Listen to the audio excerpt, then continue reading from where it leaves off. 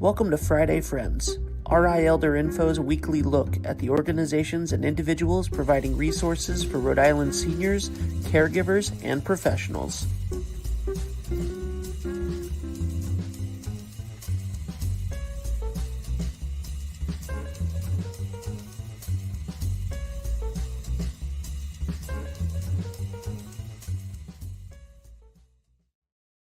Good morning, everyone. Happy Friday.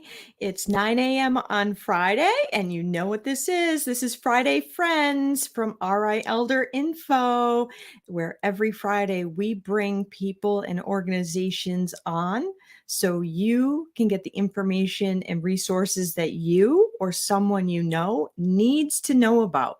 So it's super important that you hit the like button and the share button and the bells and all of those social media indicators that you really like what you're listening to and that you really want to follow what it is that we're doing here every week. As you know, I am Deb Burton, the host of Friday Friends and the executive director of RI Elder Info.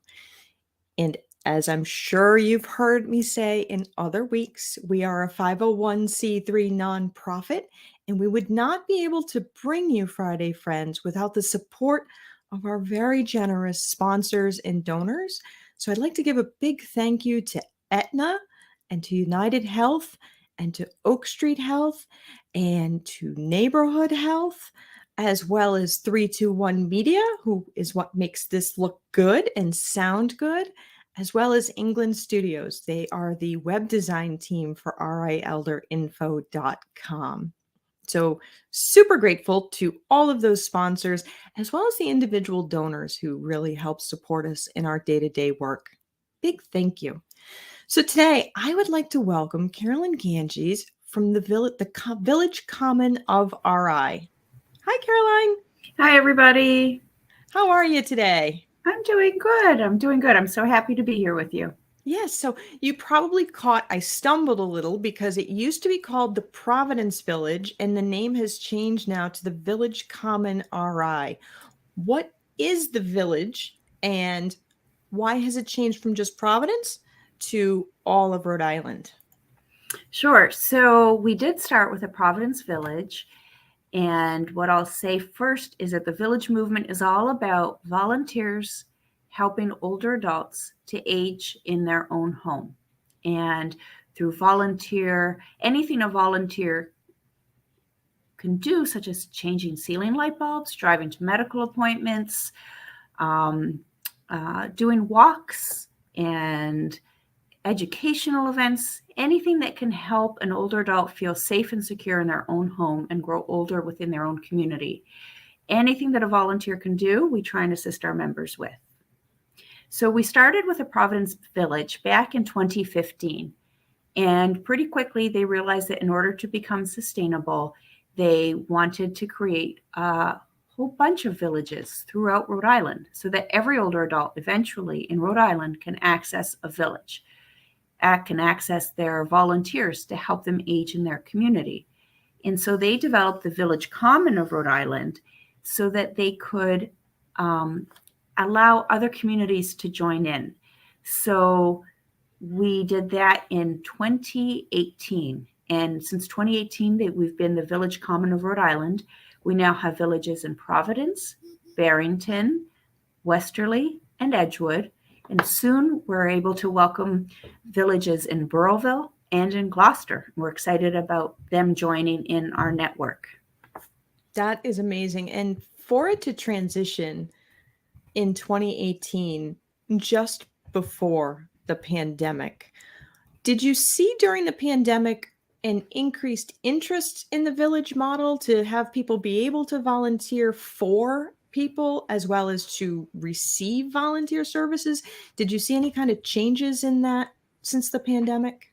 Yeah, so since the pandemic, we have seen a much greater need for older adults who want to age in their home and become a member of the Village Common or a local village. And we feel like that's because along with the pandemic has unfortunately come a time of economic uncertainty. Many older adults are on fixed incomes and they're already having to pay more for food, housing, utilities.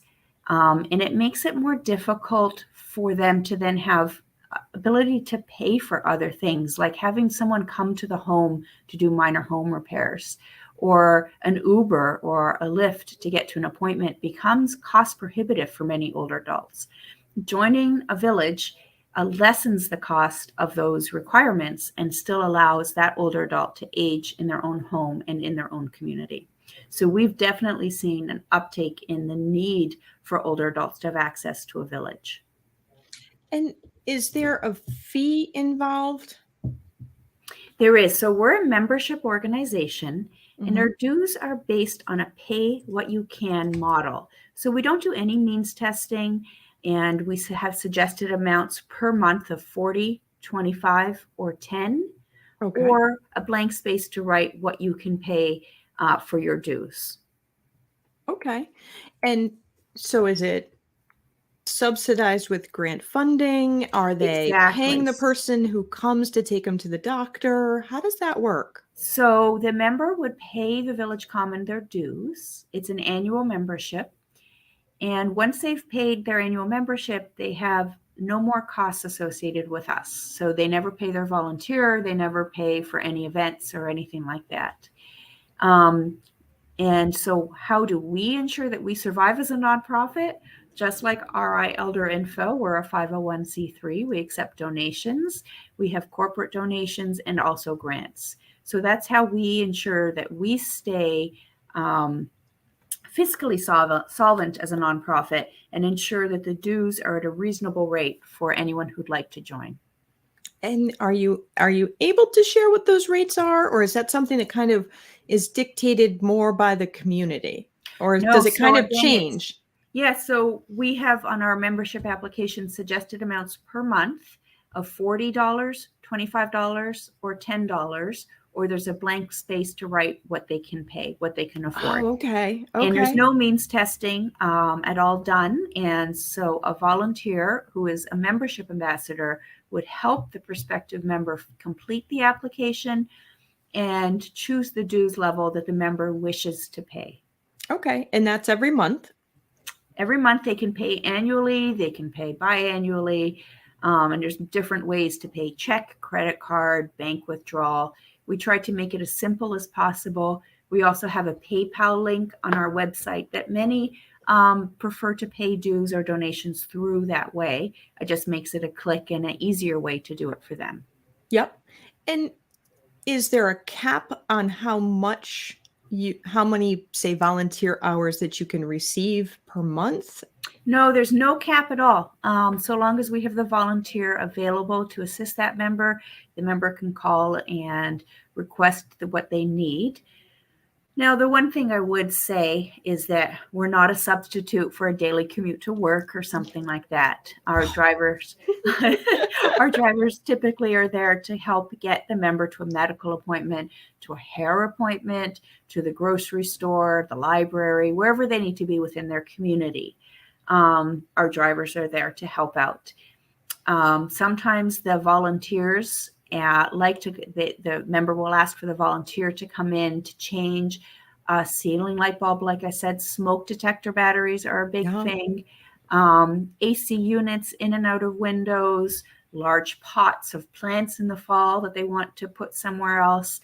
So they rake leaves. They do all sorts of things for members. And what we do within communities is create communities of mutual engagement. And by that, we mean that slowly and surely members realize that they have a gift to give as well. So eventually they realize that maybe they don't drive anymore, but they're a really friendly person and they love to have a chat. And so they call another member and they do a friendly call. And in that way, that member now switches over to also becoming a volunteer, thus creating that community of mutual support where you're there for each other. Many of our members request things for tech support. I think we all know, and going back to that pandemic question, sometimes kids would drop off an iPad or something and say, FaceTime me on Sunday, Mom. The mom is like, oh, I don't quite know what to do or what FaceTime is. So that member calls their member services phone number, and then they are able to request a tech visit, and a volunteer comes to their home and helps them with their technology needs. A person can come right to their house to help? Absolutely. That's what the volunteers do for tech. Sometimes it can be handled over the phone. It might be as simple as resetting a router, but more often than not, it's a jammed printer or setting up a new tablet or a new phone or something like that. And they'll go and that volunteer will go to the home to set that up. Wow. And so do you have to be a particular age? What is the requirements to be able to volunteer? To volunteer, there's no required age at all. We encourage families to volunteer. The only caveat is that over the age of 18, we do run a background check on all of our volunteers, and that you can't do on anyone under 18. So we request if someone is under the age of 18 and wants to volunteer, that they're accompanied by someone who has been vetted by our organization, so that they're with someone for snow shoveling or playing a card game or something like that. There's something everyone can do. And it's a lot of fun, but we just, for everyone's safety and security, we ask that the younger of our volunteers are accompanied by someone like a parent or caregiver who can be with them. And that makes sense for everybody's safety as well. That makes It does complete indeed, sense. exactly.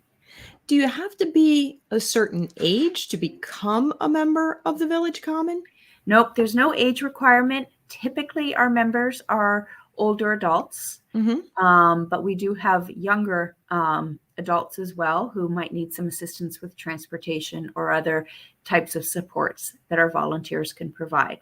But the average age of our member is 78. Okay. 78 years young. 78 years young, and we love everyone. We have, I think, 3 100-year-old members at the moment, and we're very proud of them. That is awesome.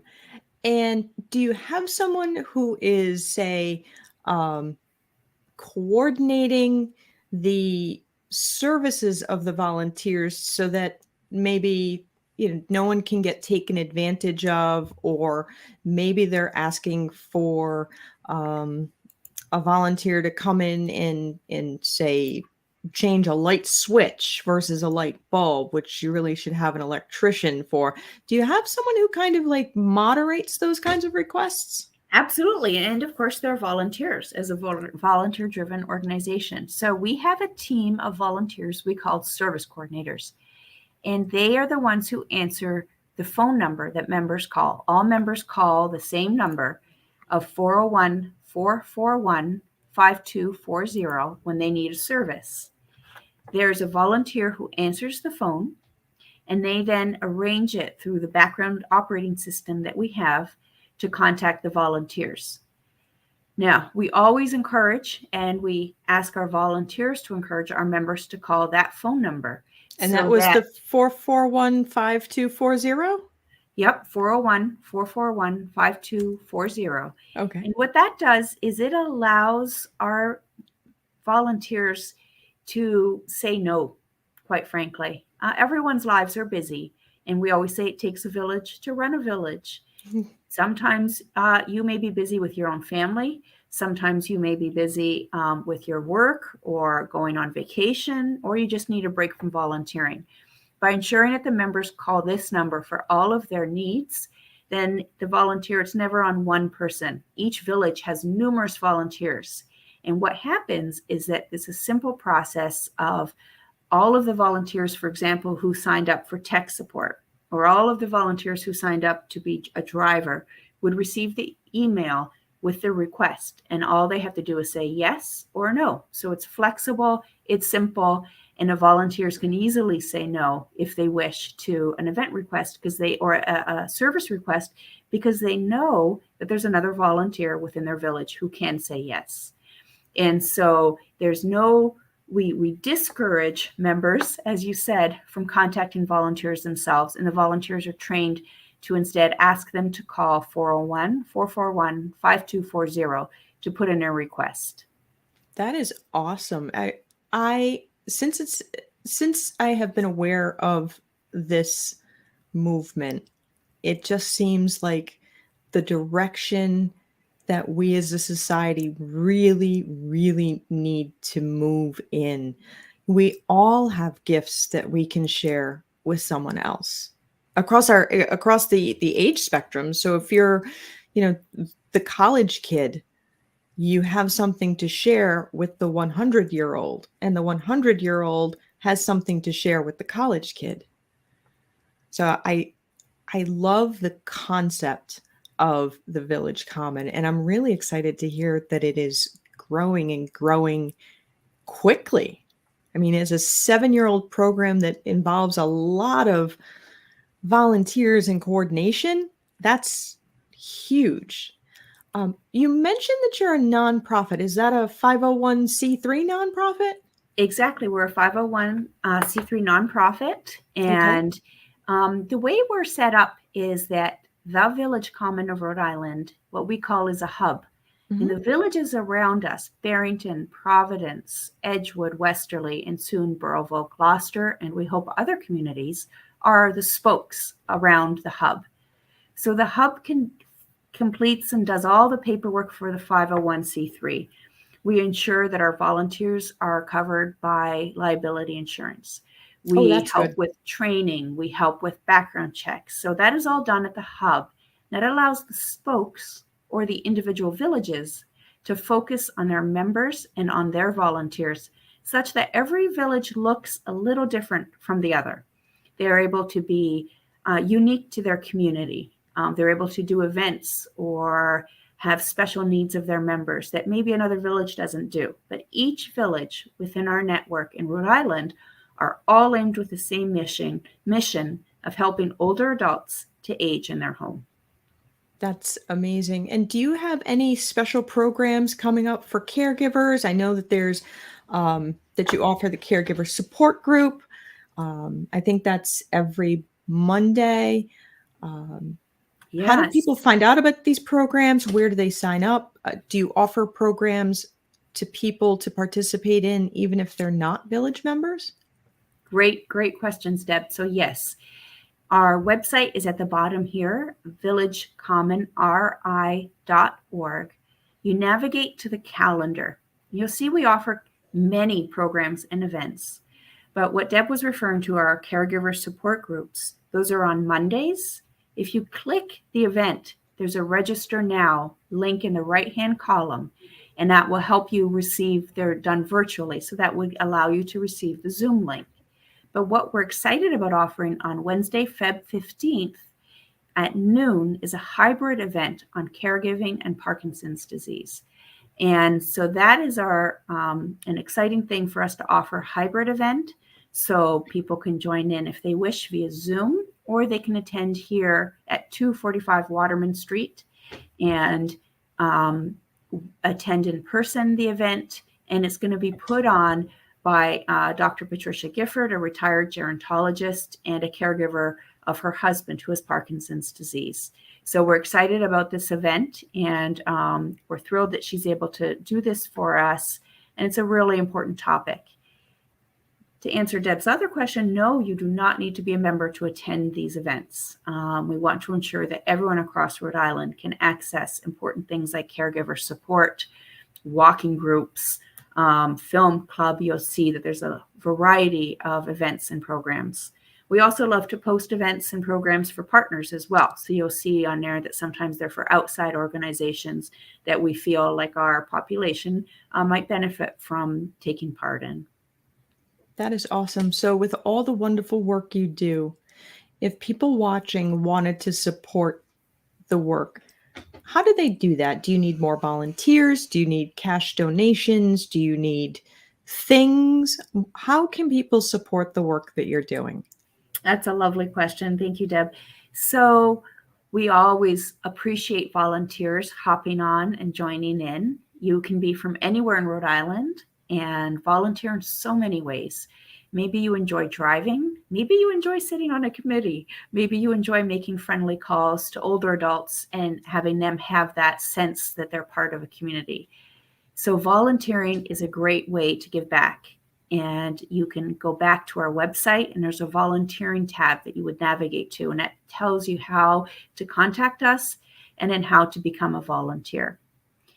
Now, we also on our website have a donate button, and we go there. It'll walk you through how to donate. You can donate through the PayPal account. You can donate by check, and we appreciate all cash donations. because just like Deb, we're a 501c3 nonprofit, and that's an important way for us to be able to exist and become sustainable for future older adults in Rhode Island as well. That is awesome. I'm so glad you were able to come on, Caroline, because what you're doing is really important, and I really believe it's the way of the future. Absolutely. Thanks for having us, Deb. Yes.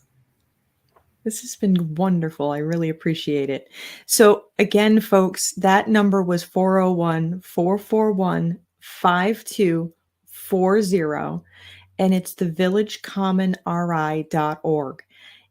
It is really the way that we're going to be able to remain, all of us in the community, is by coming together and supporting each other together. We all have gifts that we can share. I look forward to seeing you all again next week here at 9 o'clock for our next episode of Friday Friends. In the meantime, be well and be kind. If you liked this video, please follow us on social media and subscribe on YouTube. For more information, visit rielderinfo.com or call 401-585-0509. If you have any questions, email deb@rielderinfo.com.